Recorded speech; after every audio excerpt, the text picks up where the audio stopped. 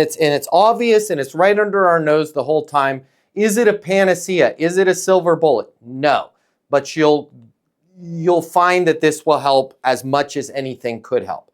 To describe your situation, you're in a situation, I've been in it. Many of the people on this eastonuniversity.com coaching session are in this right now or have been in it.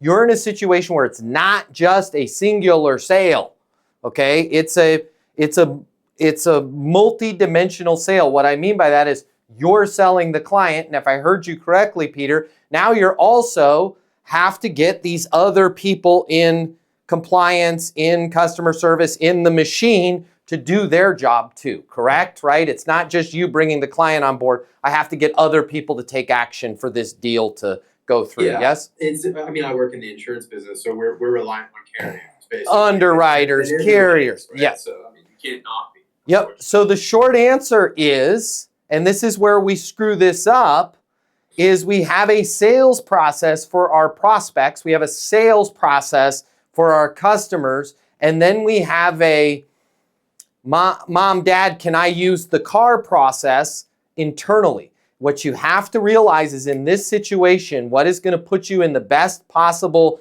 position to have all of these deals come in without you going crazy is if you follow an internal sales process, right? So we almost have to sell them, not almost, we do have to sell internally, the underwriting. Hey, does it make sense to get this approved here by the end of the week so I can have it out to the clients? When you start saying things in the same way that you communicate with clients, you will find that those underwriters, those partners, those people will start approving your deals a lot more because you're not really giving them a choice. You're selling them. What ends up happening, the mistake that we make is we'll get a client, something needs to go to underwriting. We'll just send it over to underwriting and then we'll just follow up and check in the same way as if we were an unskillful salesperson. So, hey, I need to get this deal across. This is time sensitive. Does it make sense for you to move this up to the top of your pipeline so you guys can get this approved and I can get it out to the client by Friday? Yeah, we can do that. Awesome. What happens next? I'm going to shoot you over everything, and then I'll make a reminder. I hate to be the kind of ticky-tack person. I'll follow up with you 2 p.m. tomorrow if I haven't seen it come through on my end. Fair enough?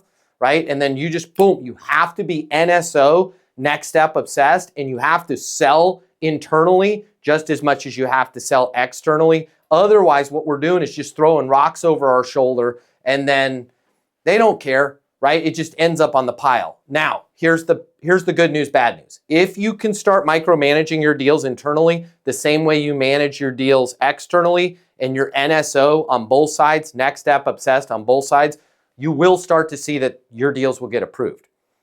You're also going to start to be a bit of a outlier with other people in the sales department because they'll be like, hey, you're always doing Peter favors. That's what it's going to appear to everybody else is that you're getting favors. You're not. You're just putting yourself out there and you're being precise and next step obsessed. The squeaky wheel gets the grease, right? And everybody else is going to be, well, my deals don't get approved because you're not selling them on approving them, right? Many a time I have walked into a CIO's office, somebody in legal's office. Hey, I need to get this done right now, today. Does it make sense for you guys to do it? No, we've got a ton of stuff going on, Matt. Got it. What's a good next step? Right? And then we're just really busy. Totally understand. I have to get this numbers in by Q4, and I'm going to have to update the CEO on where my numbers are tomorrow. What's a good next step for me? Well, what is it that we needed to do? It's a red line on paragraph 13. I've got it right here. If you let me look it over, right? You owe me one. Boom. But what I don't do is just send things over and wait, right? Make them own it. Right? Hey, I have to report to the CEO. I have to report to the VP of sales. My numbers by Friday. What's a good next step for me? Right? Well, I don't know. You'll find that they'll start approving your deals. Yeah. I was going to say something for everyone on the call too that I'm starting to realize is that in a way we're sort of in the emotional process. We're sort of trained to feel like we're interrupting or disturbing people's, like on the service side afternoon. But what I'm realizing as I'm going through this the first time is like when I do this, I have to be a slight tyrant. Like I'm almost because they like I will, even if my market director pushes it to the, this has happened, it's like they pushed it to the Texas market director. I saw that there was no response there. So like 2 days later, I'm in on that email chain. Just like, just keep me looped in on the RFP process. Like, let's, what's going on. And they respond, but it's like everything inside of me as a human being is like, I'm being annoying, I'm being a tyrant, but at the same time, I gotta hold people accountable or they screw up my pipeline. Maybe you're being annoying. Probably not, right? You're the same as a pilot. Think of yourself as a pilot with an aircraft with 347 souls behind you on board and 2 hours worth of fuel left. And you are circling Kennedy, LaGuardia, O'Hare, right? And I asked for permission to land 30 minutes ago and they haven't gotten back to me. If you don't get that damn bird on the ground, people are going to die, okay? And I realize we're not in the life and death business, but we kind of are.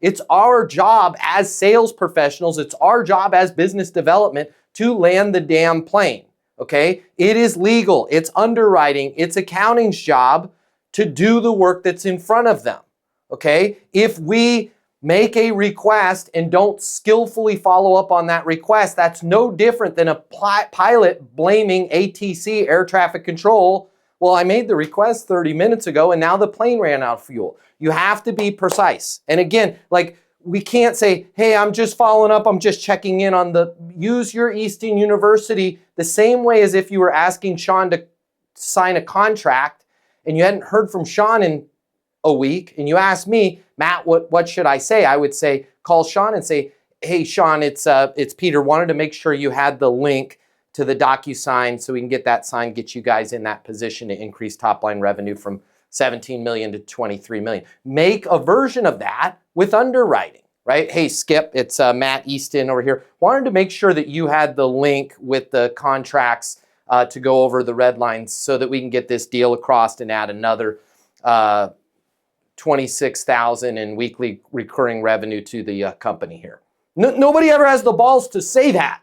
And that's exactly what's going on with that deal. We're adding this much in weekly reoccurring, annual reoccurring, top line revenue to the company. Call legal, call underwriting, and don't say I'm following up, checking in. Say, hey, I wanted to make sure that you had the link. Wanted to make sure that you had the documents. Wanted to make, even though you know they did, right? Same way a pilot keeps requesting permission to land. Oh yeah, let me get to that. Right, sorry, we've been really hectic. No worries. Does it make sense to get to it now? Man, there's no way I can get to it today. Understood. What's a good next step? I'll get to it first thing tomorrow. Perfect. How about we do this? I'm going to resend you everything right now, and then I will call you 11 a.m. Tomorrow morning if I haven't heard from you or seen the document come back before then. Fair enough? And if they want to say that Peter's annoying, fine. You're going to work there a lot longer than they are.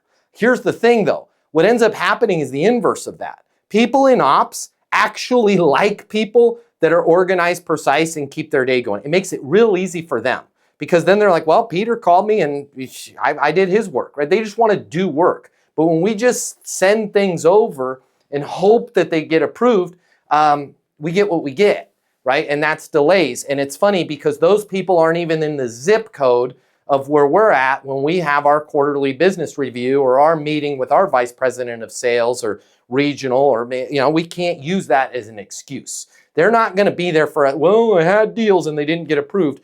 That doesn't hold water, right? So that's the same as saying to your regional, well, I had prospects and I called them and they never called me back. Your regional would say, well, it's your job to stay on top of this. It's our job to stay on top of the internal side of things just as much as it is the external, right? Both of those are equally important. Hey, it's Matt Easton. If you like this video, you're going to love this. I'm about to give you my closing mini masterclass absolutely free for you. Click the link here and I'm going to cover the $300. You're going to know how to close. Life is about to get a lot easier for you. No strings, no catches. I'm going to give you the closing mini masterclass for free right here, right now. I'll see you on the other side.